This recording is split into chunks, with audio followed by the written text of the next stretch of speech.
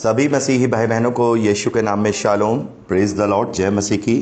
Yeshu the saviour ministry और मैं प्रभु यीशु मसीह में आपका भाई जेम्स, आप सभी का इस बाइबल अध्ययन कार्यक्रम में एक बार फिर से बहुत बहुत स्वागत और परमेश्वर का धन्यवाद करते हैं। मेरे प्यारे भाई बहनों, हम अध्ययन कर रहे हैं आमोस भविष्यद्वक्ता की पुस्तक का, और एक छोटी सी प्रार्थना के साथ आज के अध्ययन को हम शुरू करेंगे। हालेलुया, धन्यवाद पिता परमेश्वर, धन्यवाद करते हैं पिता, धन्यवाद करते हैं आपके अद्भुत रीति वाले प्रेम के लिए जो आपने अपने इकलौते पुत्र को देकर हम सभी पर प्रकट किया। धन्यवाद करते महान पिता परमेश्वर आपके अनुग्रह, आपके महान प्रेम, आपकी तमाम स्वर्गीय और आत्मिक आशीषों के लिए। धन्यवाद करते हैं इस बाइबल स्टडी प्रोग्राम के लिए जिससे हम आत्मिक रूप से आशीषित हो रहे हैं।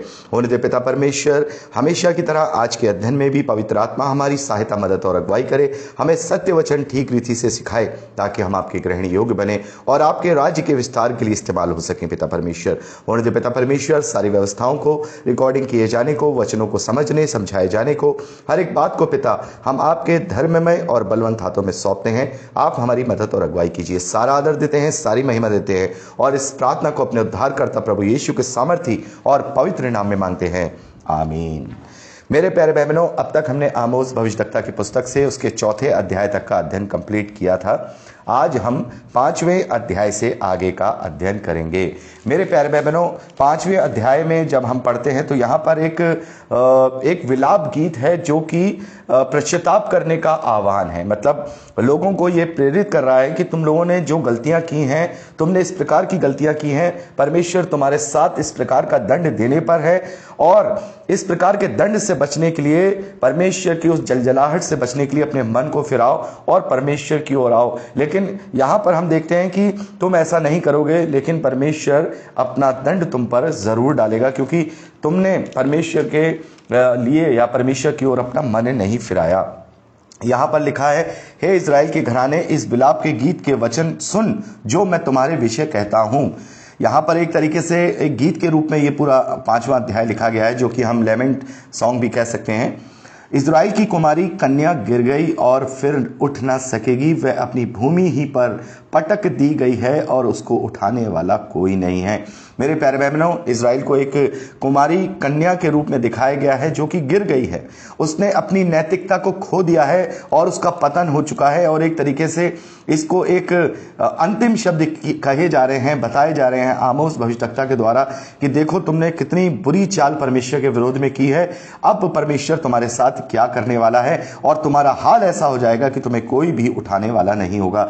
आगे लिखा है, क्योंकि परमेश्वर यहोवा यूं कहता है, जिस नगर से 1000 निकलते थे उसमें से इज़राइल के घराने के 100 ही बचे रहेंगे और जिसमें से 100 निकलते थे उसमें से 10 बचे रहेंगे। मतलब तुम्हारी जनसंख्या जो है, इस तरीके से तुम युद्ध में तुम्हारे साथ मतलब कत्लेआम होगा या तुम मारे जाओगे, तुम्हारे बीच में कोई नहीं बचेगा। और जिस शहर को बहुत ही भयावहता के साथ आज तुम देख रहे हो, उसकी भयावहता खत्म हो जाएगी। और मेरे प्यारे भाई बहनों, हम यही देखते हैं कि जब इज़राइल का पतन हो गया, अशूर के राजा के द्वारा बंधुआई आ गई, तब इज़राइल के अंदर जो सामरिया नाम के जो देश है, जो सामरिया के नाम से देश हम प्रभु यीशु मसीह के समय तक भी देखते हैं, तो वहाँ पर अलग अलग प्रकार की जातियाँ पाई जाती थी और इज़राइलियों का कोई भी अपना अस्तित्व नहीं था। वो जानते ही नहीं थे कि व्यवस्था किसे कहते हैं। हम इसका उदाहरण देख सकते हैं यूहन्ना रचित सुसमाचार उसके 4 अध्याय में जो सामरी स्त्री प्रभु यीशु मसीह से मिलती है, वो भी एक इज़राइल के गोत्र की ही स्त्री है, लेकिन वो कुछ नहीं जानती, ना व्यवस्था के विषय में जानती है, ना यरूशलेम के मंदिर के विषय में जानती है। तो इस तरीके से वो लोग हो जाएंगे। आगे लिखा है, यहोवा इज़राइल के घराने से यूं कहता है कि मेरी खोज में लगो तब जीवित रहोगे, बेतेल की खोज में ना लगो, ना गिलगाल में प्रवेश करो। बेतेल क्या है मैं आपको बता चुका हूं, जहां पे योराबाम ने बहुत बड़ी वेदी बनाई थी, उसकी खोज में मत लगो, मेरी खोज में लगो। ना गिलगाल में, जहां पर बलियां चढ़ाई जाती हैं, वहां प्रवेश ना करो। और बर्शेबा को जाओ। बेरशेबा एक ऐसा शहर जहां से ये बाल के देवताओं की शुरुआत होती है, क्योंकि गिलगाल निश्चय बंधुआई में आएगा और बेतेल सूना पड़ेगा। यहोवा की खोज करो तुम जीवित रहोगे, नहीं तो वह यूसुफ के घराने पर आग के समान भड़केगा और वह उसे भस्म करेगी और बेतेल में उसका कोई बुझाने वाला नहीं होगा। हे न्याय के बिगाड़ने वालों और धर्म की मिट्टी मिलाने वालों, जो कचपचिया और मृगशिरा को बनाने वाला है। अब ये कचपचिया क्या है और मृगशिरा क्या है?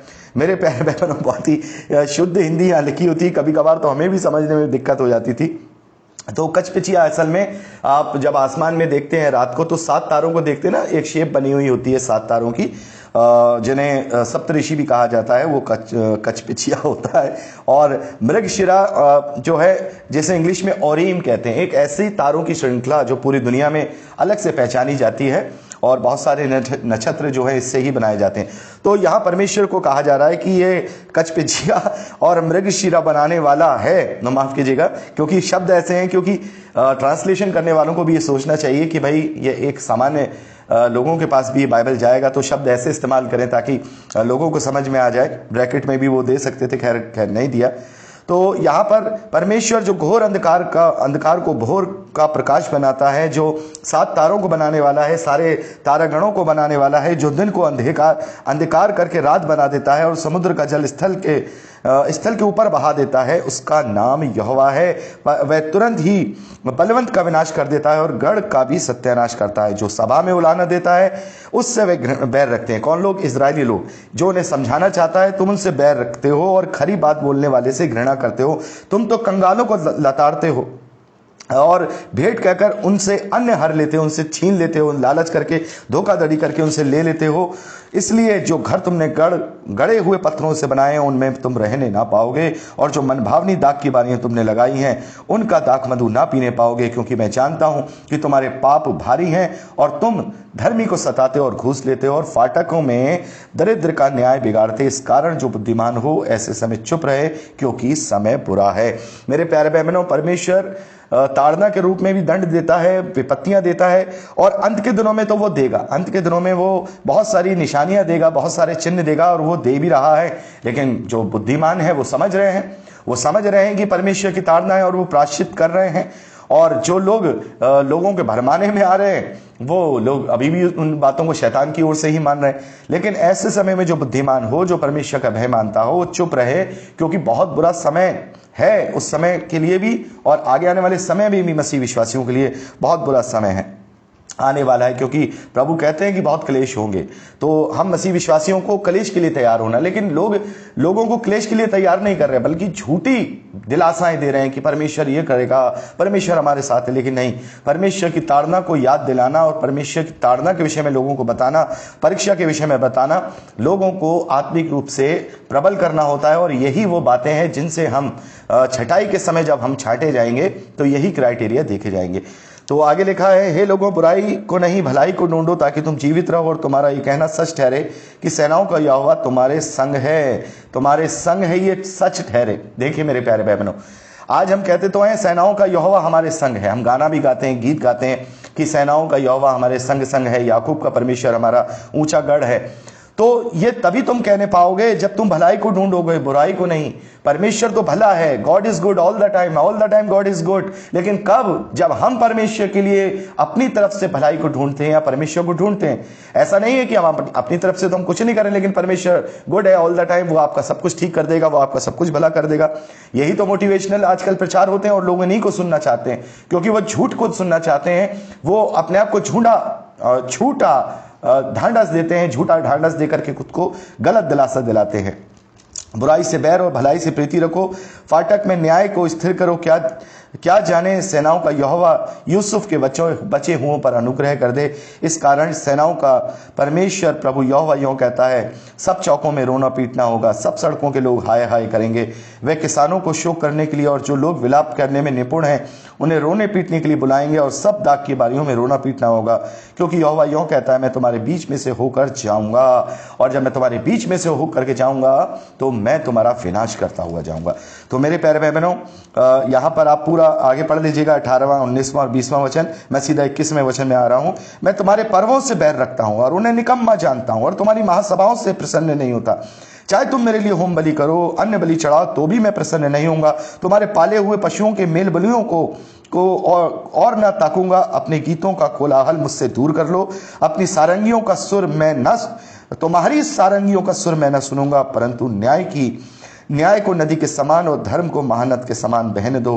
हे इज़राइल के घराने, तुम जंगल में 40 वर्ष तक पशु बलि और अन्य बलि क्या मुझे चढ़ाते रहे। देखिए बहुत बड़ी बात है। परमेश्वर कहता है कि मैं इन बातों से तुम्हारे साथ नहीं रहूंगा। और मैं हमेशा आप लोगों को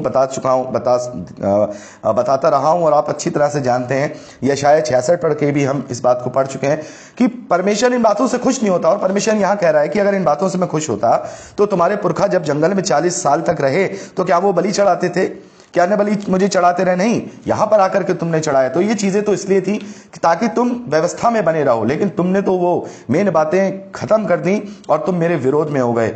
यहां 26वें वचन में लिखा है, नहीं, तुम तो अपने राजा का तंबू और अपनी मूर्तों की चरण पीठ और अपने देवता का तारा लिए फिरते रहे, इस कारण मैं तुमको दमिश्क के उस पार बंधुआई में कर दूंगा।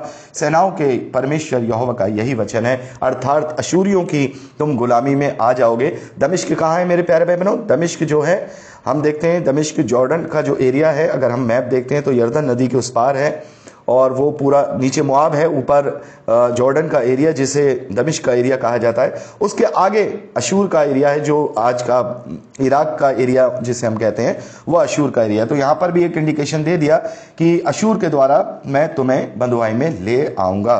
तो मेरे प्यारे भाई बहनों, यहाँ पर हम 5वें अध्याय में इसी बात को पढ़ते हैं और 6ठे अध्याय में हम इजराइल के विनाश के विषय में पढ़ते हैं। तो मैं चाहूंगा 6ठा अध्याय अब हम अगली रिकॉर्डिंग में अध्ययन करें। प्रभु आपको आशीष दे। Praise the Lord.